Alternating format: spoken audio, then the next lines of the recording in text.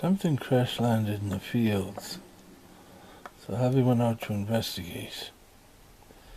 A spaceman in a spacesuit was crawling around out of his ship as if he was looking for something on the ground that he had lost, or maybe he was just foraging.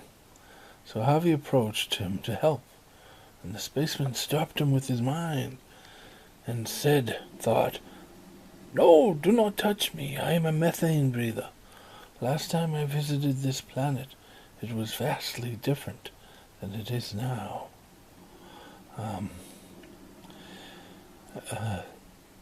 For your own safety, I must remain in this suit. Beyond the shores of this world, every other life form you encounter in space will consider you as a food source, nothing more than meat. Therefore I am filled with nanites that, if breathed in, will disincline you from thinking of me as meat.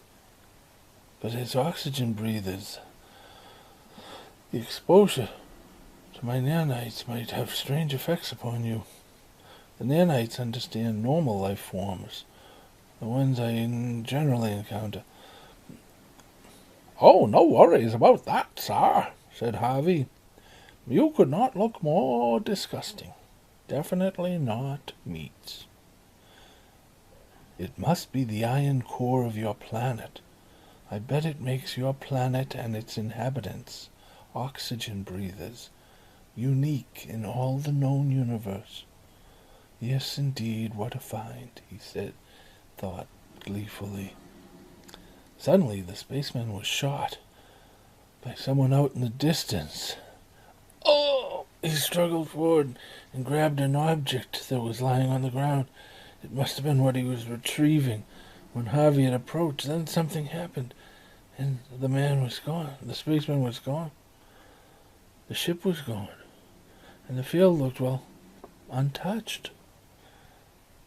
Harvey felt around on the ground where the spaceman had been shot, and while he could not see the dampness, he could feel it. Then the next second, Harvey was in the kitchen, talking to Charlene. "You wouldn't have believed it," Harvey said to his wife. "Well," said his wife Charlene, "you definitely have blood on your face from somewhere." Harvey looked in the mirror, but he could not see any blood. Charlene began changing. Oh. Harvey thought, "Oh my God, it must be the spaceman." But then he realized it was his wife, but no, not his wife. Horrified, Harvey tied her up and went for help. Harvey was immune, but he was a carrier. It was the strangest thing. Everywhere he went, zombies would start showing up.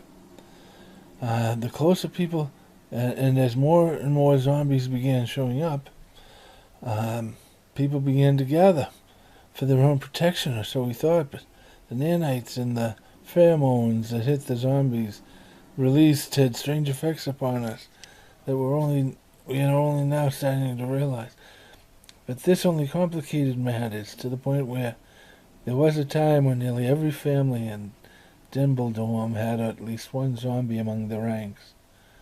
It seemed that a family would sooner sacrifice a newborn than let harm come to one of their zombie loved ones. The need to protect became paramount, overriding all other concerns. Of course we did not kill them. We kept them locked up in their rooms, forcing them to go cold turkey until their immune systems could rid their bodies of the zombie virus, or so we thought. Actually, it was so that the nanites could adapt within them and do for them the same things they did for the spaceman. Help them to maintain their equilibrium and balance, good health and vigor. Then we would have our father, mother, son, or daughter back, and all would be well. At least that was the plan, yet from the very start people cheated. Unfortunately, some families could not stick with the plan, and instead began conking out the hired help, and then conking out complete strangers, and throwing them into the room with their loved one, and in this way continued to provide their loved ones with their medicine, confusing the nanites with an overload and intermingling of data and DNA and things that were technically beyond Harvey's perception or understanding. Um,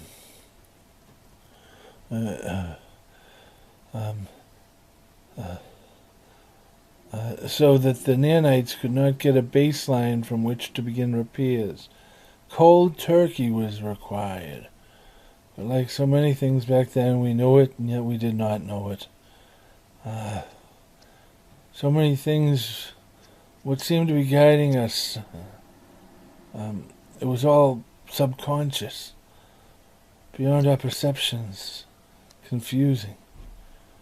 Because the nanites provided all the nourishment the person would ever require, even through zombies, as they are now called symbiotic human nanite life forms, or enhanced human nanite life forms, no longer required nourishment. Their loved ones, not knowing this, felt an overwhelming urge to care for them, and feed them, and provide for them, and so they continued to feed them. It got so that people were afraid to leave their homes. Good, decent folk were hunting each other, not for themselves, but for their loved ones, capturing anyone they had a chance to. It was as if their loved ones were giving off pheromones that overrode the thinking processes of their loved ones. Must feed the zombie was the overriding impulse shared by many across the valley. You see, if the Nanite Collective had a baseline of the person to work from, it could use the fresh meat to rebuild and sustain the patient, but lacking a baseline, it was chaos, with every imaginable mistake being made in rooms across Dimbledorm, people within people, an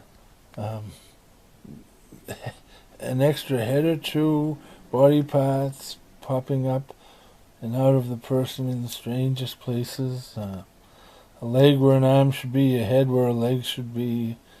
It took a while for the Nanite Collective to learn its new environment, and it was all sorted out in the end for the most part. But errors were either corrected or incorporated into the baseline, as the town seemed to fill up with the strangest peculiars, and yet no one seemed to notice.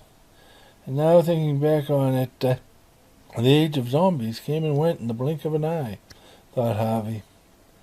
And life in Dibbledorm returned back to normal. Whenever Harvey would think about his encounter with the spaceman, he would smile, his thoughts would go elsewhere, and then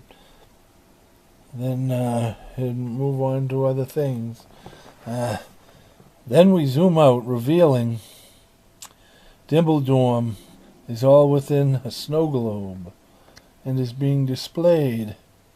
Oxygen breathers, a life form found on a planet in the Trevelyan Arch Nebula called Earth.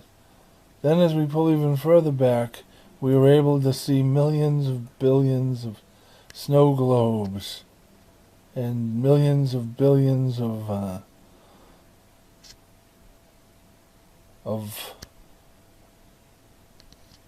museum environments housing millions of billions of snow globes. The immensity of the project was incomprehensible. That's it. Thank you very much.